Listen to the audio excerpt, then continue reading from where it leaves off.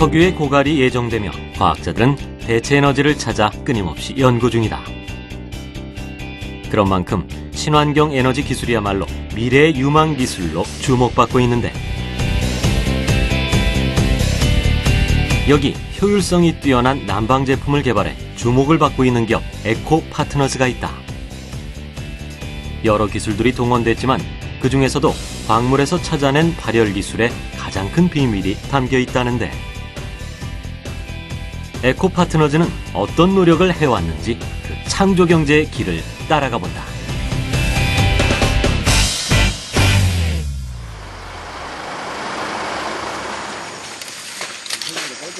가을로 접어드는 길목이지만 비닐하우스 안은 온통 푸른 빛이다. 딸기 농사가 한창이기 때문이다. 그런데 최근 딸기의 작황이 썩 좋은 편이 아니라 뭔가 새로운 조치가 필요했고, 바로 오늘이 그 결정을 실천하기로 한 날이라는데. 딸기 농사는 1년도 넘게 되는 농사인데, 농가에서는 기름이 너무 비싸고 또 너무 많이 들어가기 때문에 그거를 절약하고 아끼려고 하다 보니까 냉해를 입는 그런 상황도 많이 있었습니다. 고심 끝에 생각한 것이 새로운 난방기인 광열기였다. 기존에 사용하고 있던 난방기도 있는 데다 초기 비용이 부담스러웠던 것은 사실이지만, 그럼에도 기존과 다른 난방기를 설치하는 데는 특별한 이유가 있어서다. 다른 지역에 가보니까 이 하우스에 뭐가 매달려 있더라고요. 그래서 이게 뭡니까 했더니 광열기라고 하더라고. 근데 광열기가 어떤 역할을 하냐 물어봤더니 아주 그 효율이 아주 높은 기계더라고요. 저 전기세도 많이 덜 들어가고 또 기름값도 절약하고, 뭐 그래서 저도 한번 이 설치를 한번 해봤습니다. 보기엔 일반 난방 제품과 크게 다름없어 보이는 광열기. 최근 중국의 농촌 지역을 시작으로 국내 농가에서도 심심찮게 회자되고 있는 새로운 난방기라는데, 광열기라는 이름을 가진 물건인데요. 이거는 기존의 보일러를 대신해서 난방을 할 수 있는 광물질을 이용한 난방 장치입니다. 조금은 낯선 개념의 난방기. 광물 에너지를 활용했다고 해서 광열기라는 이름을 가진 이 개발품에는 과연 어떤 기술이 담겨 있는 걸까?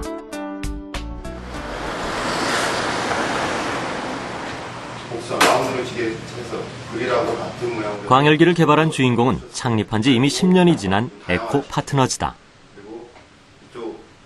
때마침 새로운 모델의 출시를 앞두고 혹시 더 보강할 점은 없을지에 대해 진지한 의견이 오가고 있는데, 2015년 모델을 출시할 건데 부장님께서는 어떻게 이 디자인이라든지 제품 주의라든지 이런 거 어떻게 생각하시는지. 사람들이 봤을 때 괜찮다, 이쁘다 그런 형상을 만드는 건 그들도 가장 좋은 것 같아요. 출시 모델의 완성을 앞두고 또 하나 빼놓을 수 없는 것이 있다면 바로 성능 테스트다. 먼저 광열기 표면의 온도는 전기를 연결한 상태에서 약 섭씨 340도로 높게 설정돼 있다. 고온의 패널 표면에 이번엔 물을 붓는 연구진. 그런데 끓어서 증발될 거라는 예상을 깨고 오히려 연립 위에서처럼 물방울이 흐르고 있다.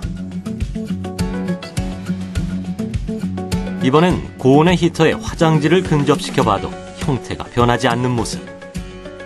대체 광열기 안엔 어떤 기술이 담겨 있는 걸까? 물이 끓지 않고 휴지에 불이 붙지 않는 이유는 자사가 개발한 다공성 광물을 적용시킨 광원 패널과 물과의 막을 형성하고 있고, 이 광원 패널의 원적외선 방출 때문에 그렇습니다. 이번엔 솜처럼 생긴 소재에 불을 대봤지만 역시나 불꽃이 옮겨붙지 않는다. 마찬가지로 광물에서 뽑아낸 물질 덕분이라는데, 이런 단열재는 광열기의 뒷부분에 부착되게 되는데 뒷면으로 방출되는 열을 잡아주기 때문에 벽이나 천장 등에 매립할 수도 있다고 한다. 그런데 대체 어떤 광물을 활용했길래 이처럼 일반적인 현상을 뛰어넘는 결과를 만들 수 있던 걸까? 나노 단위로 미세하게나마 광물이 코팅됐기 때문에 광열기 표면에선 원적외선과 음이온이 나올 수 있는 것이다. 전문 시험기관에 의뢰한 결과 다량의 음이온과 원적 개선이 방출되고 있음이 밝혀졌다. 이런 특징 때문에 농작물들을 따뜻하면서도 동시에 건조하지 않은 환경에서 키울 수 있다는 것이다. 그렇다면 그 발열의 원리는 어떻게 될까? 광열기의 발열체는 광열 패널로서 전도성 고분자 광원 입자의 물리 화학작용 및 터널링 전류를 활용한 발열체입니다. 적용 분야에 따라 설계부터 전력 밀도를 계산하여 광열 패널을 만들기 때문에 안전성과 에너지 절감 효과가 있습니다. 그 밖에도 광열 패널에는 자기 제어 저항 기술이 담겨 있어 발열체가 일정 온도 이상으로 올라가면 스스로 전원을 차단하고 과부하가 일어나지 않도록 설계돼 있다. 에너지 절감 효과와 더불어 화재로부터 안심인 기술이다. 그렇다면 이런 광열기는 주로 어디에 사용되고 있을까? 광열기는 다양한 분야에서 적용할 수 있습니다. 예를 들면 산업용, 난방, 그리고 또한 일반 상가에서 많이 사용하고 있고, 농업에서는 주로 화훼 농장이나 하우스에서 작물 성장 속도를 촉진시킨다든지, 수확량을 늘린다든지, 또한 품질을 우수하게 만드는 데 사용하고 있습니다. 이렇게 광물을 활용한 발열체는 무엇보다 열 효율을 높여줬다. 자체적으로 전기 히터와 난방 효율을 테스트해본 결과 동일한 조건에서 약 40% 이상 열 효율이 높았다.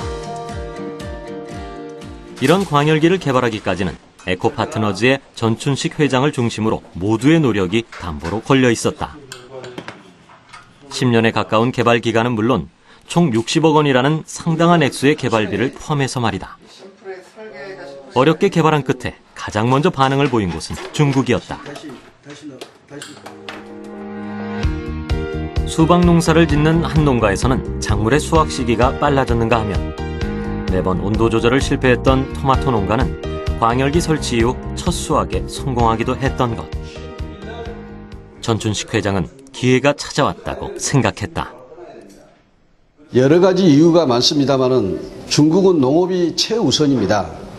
내년이면 중국은 심각한 에너지 문제에 직면하게 되어 있습니다.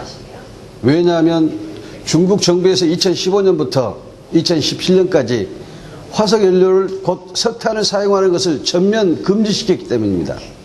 그래서 중국에서는 저희 광열기가 그 어느 때보다 관심이 상당히 높아졌다고 할 수 있습니다.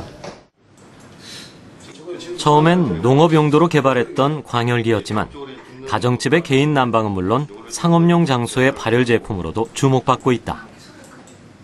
특히 최근엔 중국의 대형 투자회사와 업무 제휴를 맺는 등 활동 범위를 조금씩 넓혀가고 있는 에코파트너즈다. 하지만 중국의 반응과 달리 국내에서는 아직 미미한 상황.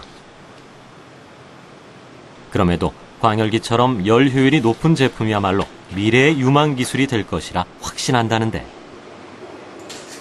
제가 뉴욕타임즈 신년호를 읽은 적이 있었는데요.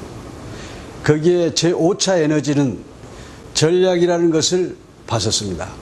그때 신기술을 개발하고 신재생 에너지를 만드는 것도 중요하지만 이 지구의 환경을 생각하는 기업으로서 에너지를 절감하는 것이 미래 시장을 선도할 것이라는 확신이 있었습니다.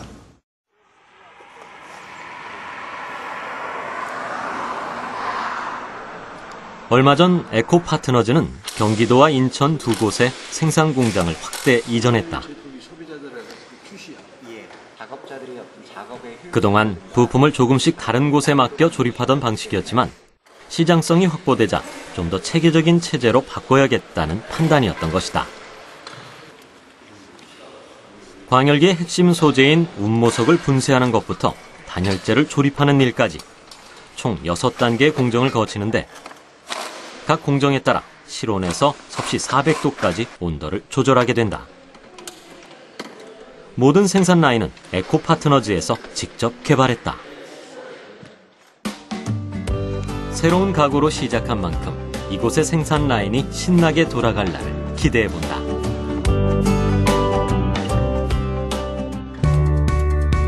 오랜 시간과 노력, 그리고 예상을 뛰어넘은 개발 비용까지 에코파트너즈는 참 먼 길을 걸어왔다.